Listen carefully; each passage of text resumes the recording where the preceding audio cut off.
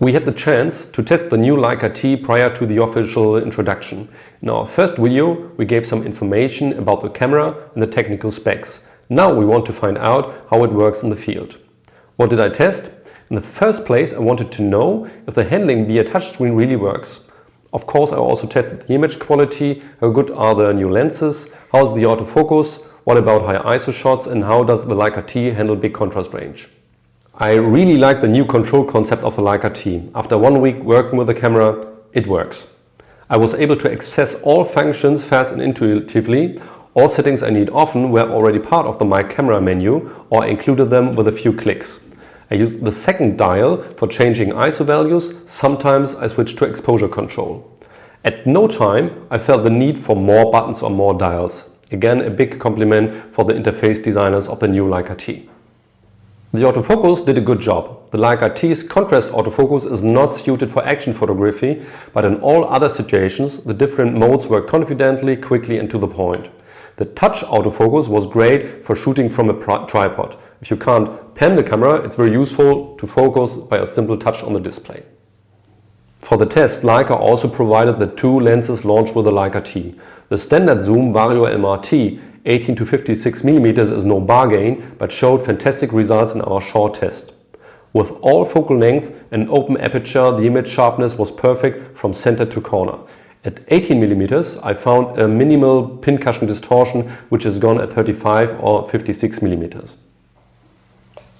The f2 23 mm Summicron T is adequate to the classic 35 mm reportage focal length. The sharpness is great, even with aperture full open, no chromatic aberration visible. Over the last years, ISO sensitivity increased dramatically, while the top values often were unusable. With the Leica T I made several exposure latitudes with ISO values from ISO 100 to the max of 12,500. Until ISO 3200 I can't see any difference, neither in detail resolution nor in homogeneous areas. At ISO 6400 little color noise becomes visible and some details are lost. And only at ISO 12500 we have real noise. It's quite remarkable how good the detail resolution and the white balance are at high ISO values. Another thing I took a closer look at, how does the Leica T handle big image contrasts. I made some backlight shots at bright spring weather, some of them including the sun. The JPEG out of camera has still some details in the shadows. The sky has blown highlights, which is absolutely no surprise with such a motif. But the DNG file has more to offer. Except for the sun, the highlights as well as the shadows have a great range of details. My great first impression of the Leica T was assured and improved during my test. The modern design and the new control concept are no self-purpose but really support the photographer in the field.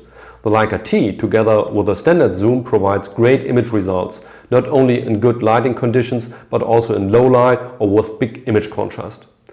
The Leica T is definitely no Leica M, but it stands for the same values: concentration to the essentials and best image quality. Aficionados of the classic rangefinder design are not going to like the Leica T, but Leica addresses also new target groups who love the modern design and usability of Apple gadgets, but are also fascinated by photography and quality without compromise.